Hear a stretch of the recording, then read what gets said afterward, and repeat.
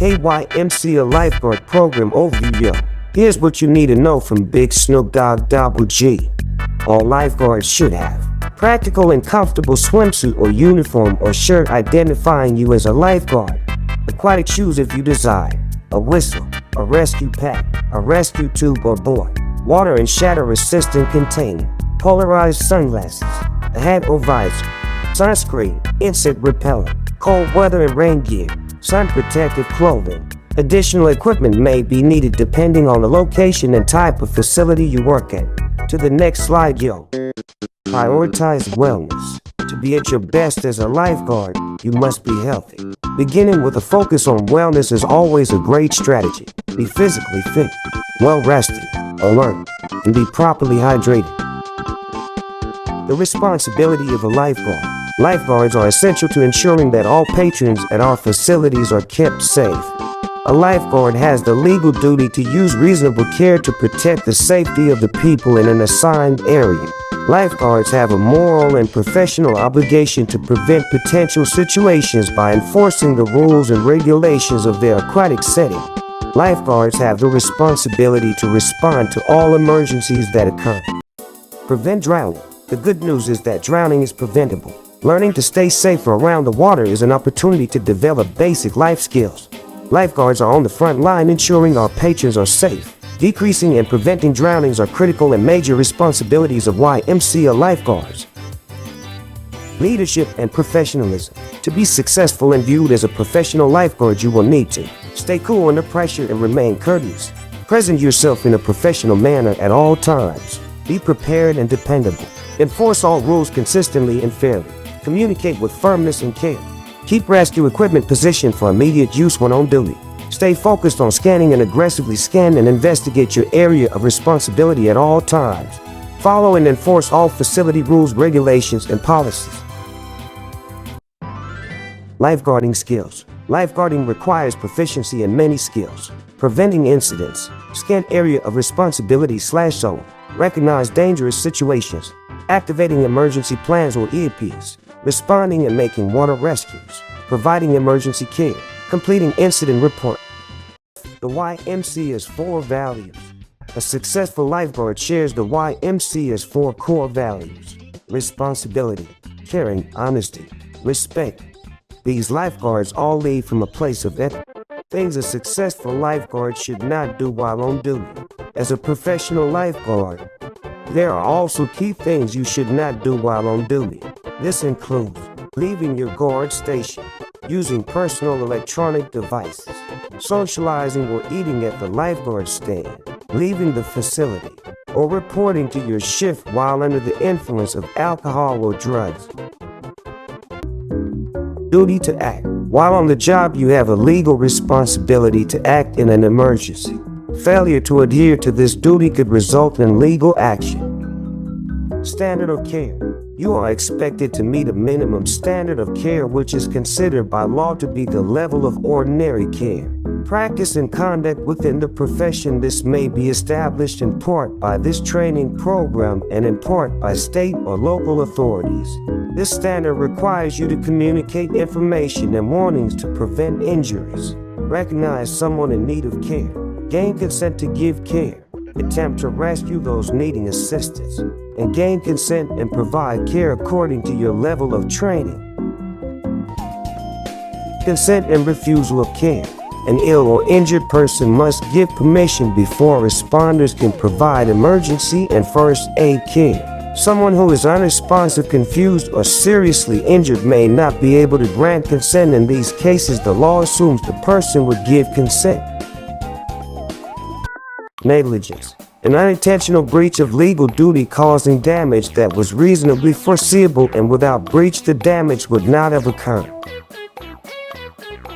Abandonment. Once care is initiated, it must be continued until emergency medical services (EMS) or someone with equal or greater training takes over.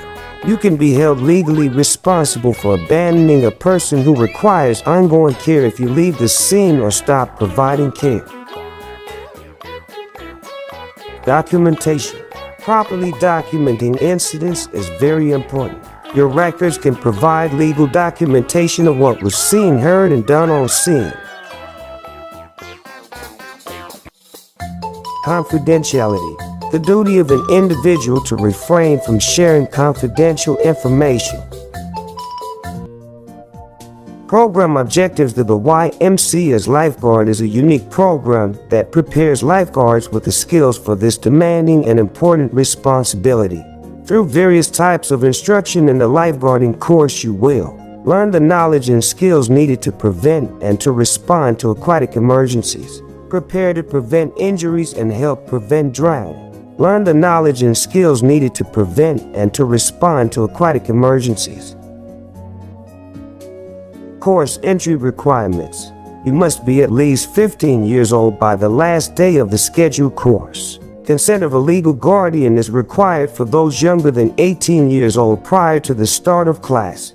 You must also pass the physical screening requirements, prerequisite swimming requirements.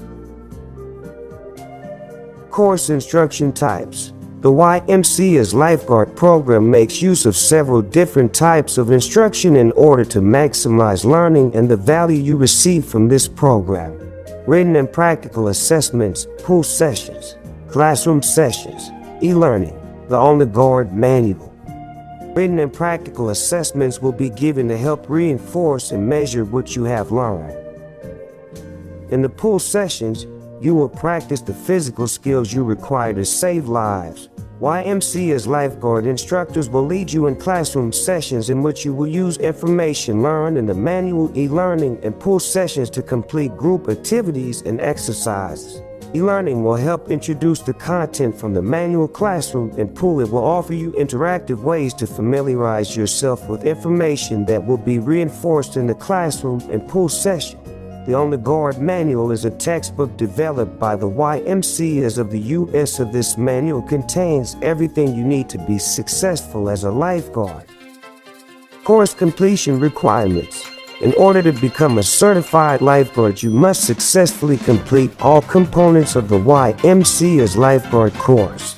Complete each of the prerequisite e-learnings. Complete the reading assignments from On the Guard, the YMCA's Lifeguard manual. Attend and participate in all class sessions for the course you are registered.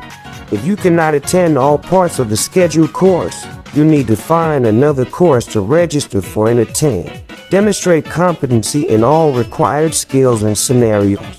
Demonstrate competency in all final rescue skills scenarios. Finally, you must score at least 80% in the final YMC as Lifeguard test, as well as the tests for the Health and Safety Institute Basic Life Support, Adult and Pediatric First Aid, and Emergency Use of Medical Oxygen. Course certifications. Upon successful completion of the YMC as Lifeguard course, you will receive certificates for the following: 1 lifeguarding, valid for 2 years; 2 HSI Basic Life Support, valid for 1 year; 3 HSI Adult and Pediatric First Aid, valid for 2 years; 4 HSI Emergency Use of Medical Oxygen, valid for 2 years. For any questions or concerns related to course completion requirements or certifications, please ask your lifeguard course instructor once you get to the classroom. Course summary.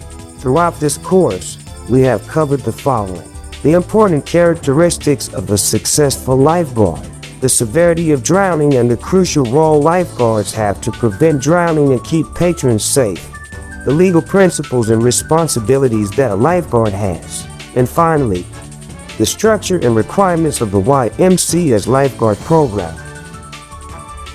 Now don't forget all that.